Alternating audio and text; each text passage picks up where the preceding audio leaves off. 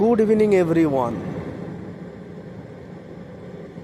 Solar module clean করার জন্য যে ওয়াটার লাইন করা হয়,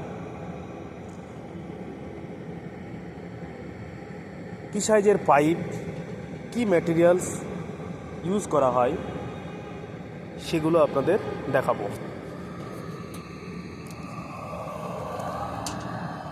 এটা হচ্ছে আপনার ওয়াটার লাইনের পাইপ। এটা সাইজ হচ্ছে 25 mm, যাকে 1 ইঞ্চি বলা হয়। 1 ইঞ্চির আপনার টি দেখতে পাচ্ছেন, আমি যেটা হাত দিয়ে আছি এটা হচ্ছে আপনার 1 ইঞ্চি টি। এটা 1 ইঞ্চি বল ভাল্ব। এটা হচ্ছে আপনার 1 ইঞ্চি এলবো। আর পাইপ টু পাইপ জয়েন্ট করার জন্যে 1 ইঞ্চি সকেট ব্যবহার করা হয়। এই যে দেখতে পাচ্ছেন, এটা সকেট।